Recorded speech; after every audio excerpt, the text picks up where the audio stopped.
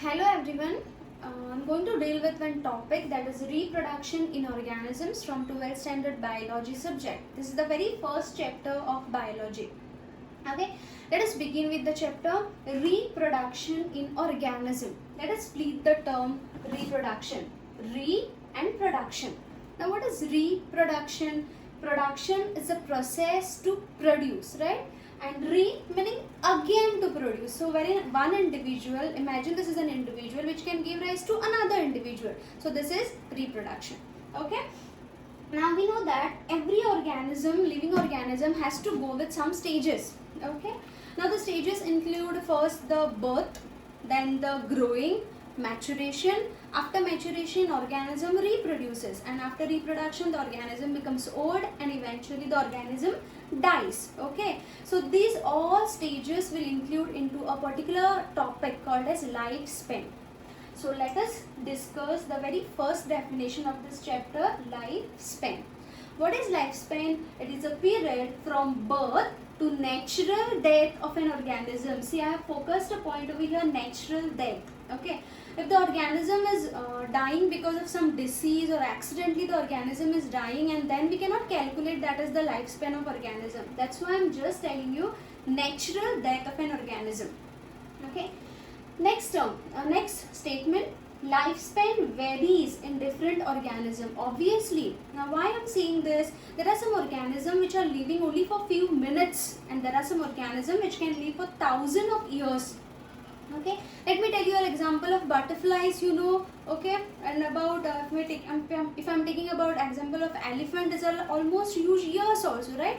So here lifespan, another point, lifespan cannot be correlated with the sizes of organism. Okay, see, again I'm telling you, lifespan cannot be correlated with the sizes of organism. There are some organisms which are very, okay, here I directly tell you the example, parrot and crow. Almost the size is similar.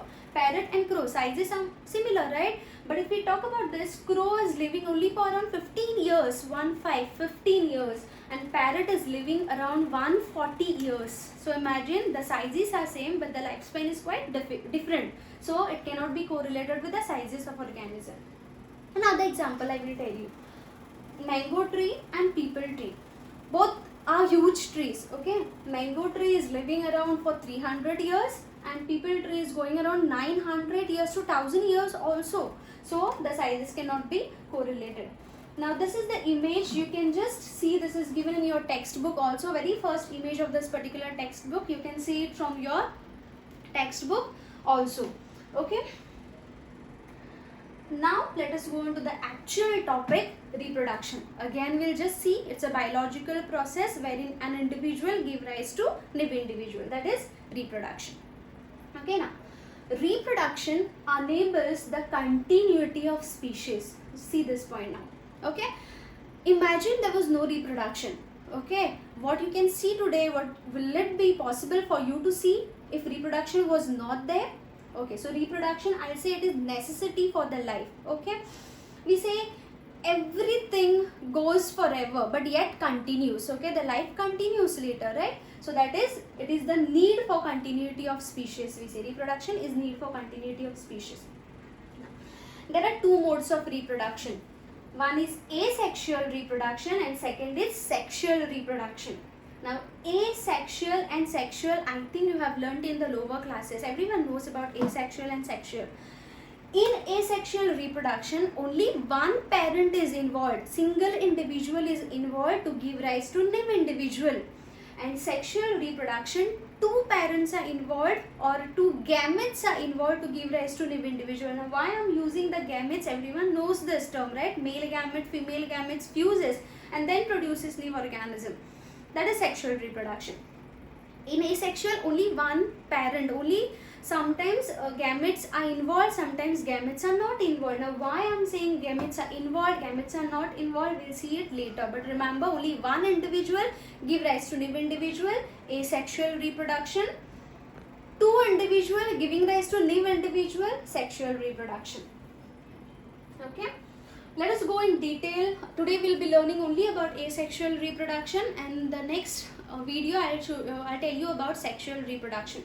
Okay, Sexual reproduction, here only single individual, as I already told you, only one individual give rise to new individual. So here what happens, the offsprings, everyone knows offsprings. Offsprings meaning the new individual, the young one we can say. Young ones are always identical, meaning they are exact copies of their parent. See, if only one individual is giving rise to new individual, the new individual will be obviously same from that of the individual. If there were two individuals, okay, then what would have happened? Some genes of this, some genes would have been this and mixed, and then the new organism, meaning this organism, the new organism would have some qualities of this and this organism. That's why in sexual reproduction, the organisms, we cannot say they are identical to their parents. Whereas in asexual reproduction, hence there is only one individual, the same individual is giving rise to new individual. That means the new individual is having all the qualities of the parent. That's why we say the organism which is produced from asexual reproductions are considered as clones. Okay, they are called as clones. What do you mean by clone? Clones are morphologically and genetically similar to their parent, meaning looking, morphology, okay, external features, as well as their genes will be same. That's why they are referred as clone. Okay. Now clones are formed, they are mostly common in single-celled organisms, plants and some animals. I'll tell you this details. Okay, protists and monerans. Okay, the parent cell divides into two. Now protist examples are paramecium, amoeba. I'll tell you this examples in this types of asexual reproduction. Monerans are the bacteria. They can also undergo asexual reproduction. Okay, let me tell you all. Okay, what is asexual? Sexual is clear to you all. Let me tell you all in detail about types of asexual reproduction now. We have seen modes of reproduction, asexual, sexual. Now we'll see types of asexual reproduction. Okay, wherein only one individual is involved.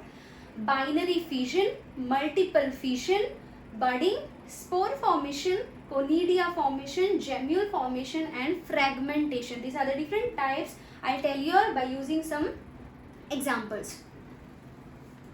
First one is binary fission. Bi meaning two. Everyone knows. Mono meaning single, bi meaning two. So individual which can give rise to two individual is nothing but binary fission. The individual divides first into half, okay, and can give rise to new individual. What must be happening? The nucleus is undergoing mitotic division. Everyone knows mitosis and meiosis. So mitotic division. So in a single cell itself, two nuclei is being formed. Then what happens? Separation of the cell will take place. One nuclei goes in another organism, another nuclei goes into another cell, and this cells will be separated. So one individual, two individual will be produced. So it is called as binary fission. The cell divides into two halves. Two half of the individual. So two individuals are being produced. Okay, so this is also a clone. We can say this is a clone because it is morphologically and genetically will be similar. Next is multiple fission. Now what is multiple? Obviously many. Bi meaning two, multiple meaning many. Now what happens over here? Same example I'll tell you about amoeba. Okay, amoeba under unfavorable conditions, meaning the climatic conditions are not favorable for amoeba to reproduce. During that time, amoeba under unfavorable climatic condition amoeba is having ability to withdraw its pseudopodia. Everyone knows amoeba is having pseudopodia. So it can withdraw its pseudopodia, and instead after withdrawing that pseudopodia, they will be developing a thick hard coating layer, okay, which will be having 3 layers, and that is called as cyst. Okay, 3-layered hard covering is produced called as cyst, and the process of forming that cyst, it's called as encystation. Is this clear to you all? Under unfavorable climatic condition, amoeba is withdrawing its pseudopodia and forming a hard covering called as cyst. The process of forming cyst is called as encystation. Okay, now this is during unfavorable climatic conditions.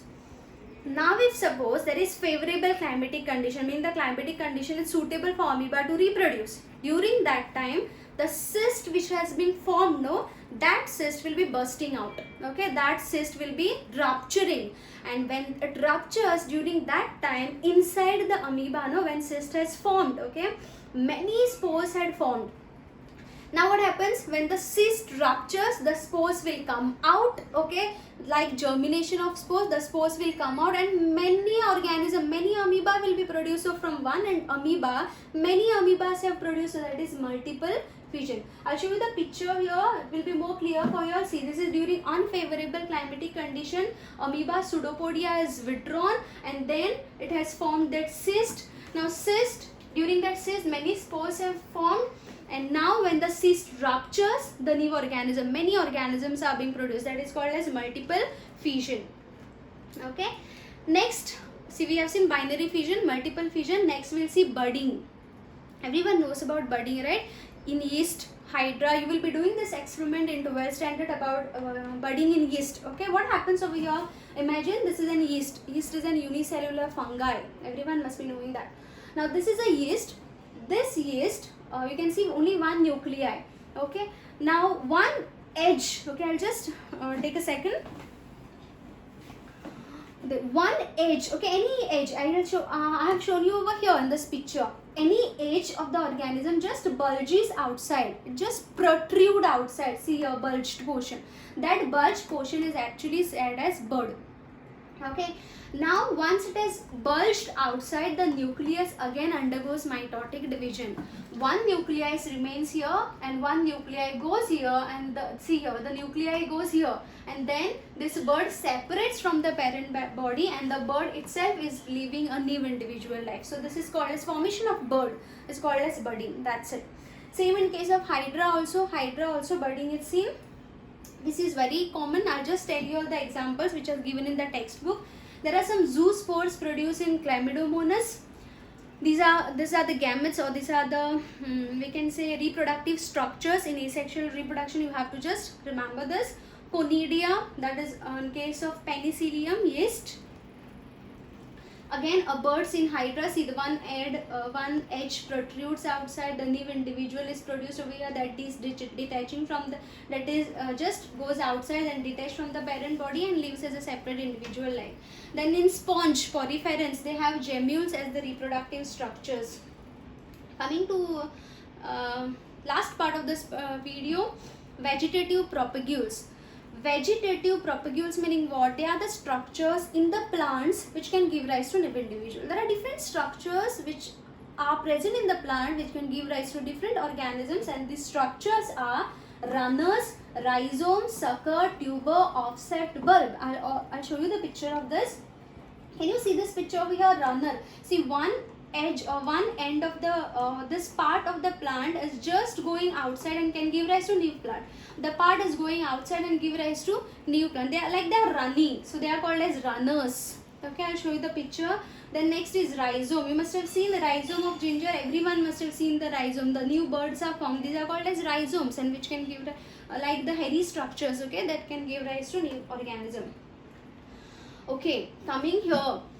This is a beauty, I'll say, but now it has become a terror. Okay, this is the plant called as water hyacinth. Scientific name of this is Eichhornia species, water hyacinth. Okay, it is not native of India. It was actually brought to India because of its beautiful purple colored flower. Okay, it was brought and just put in the Bengal lake. Again, what happened that this organism, okay, this water hyacinth has grown because of their offset, which is a vegetative propagule, and that has grown so rapidly, that offset has grown continuously, and what happened was entire lake, can you see this entire lake, actually there is water, okay, entire lake got covered by this water hyacinth.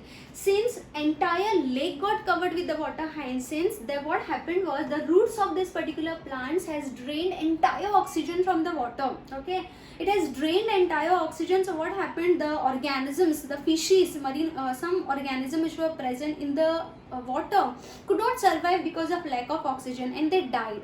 That's why this particular plant is considered as terror of Bengal. Why Bengal? Because it was put in the lake of the Bengal. It has led to death of the fishes. The roots have drained the entire oxygen. That's why they are considered as terror of Bengal. Okay, these are some examples of nodes. Okay, you know the nodal region of the plant. The nodal region, when it comes in contact with the moisture or favorable water, it can give rise to new plant. That's why sometimes they are also called as sucker. Last one is fragmentation. Very easy to remember. An individual is divided into different fragments. Okay, see here, let me tell you one example. This is an Spirogyra. See, Spirogyra, one cell is separated out. Second cell if we cut it, third cell if we cut it, no, what happens, the entire part, okay, or this part itself can give rise to new individual. The second part itself can give rise to new individual, meaning a fragment can give rise to new individual. Okay, that's why it is called as fragmentation. Okay, and the last one is bryophyllum. Everyone is familiar with this bryophyllum. You must be keeping this particular leaf in your books, right? At least I have done it. Okay, the margin of the leaves is itself producing new individual. Okay, see here, the margin itself is giving rise to new plants. You must have seen this. Okay, so this is another type wherein the roots are being formed at the margin and that can give rise to new individual. These are some of the examples of asexual reproduction. In the next video, I will tell you about sexual reproduction. Thank you everyone.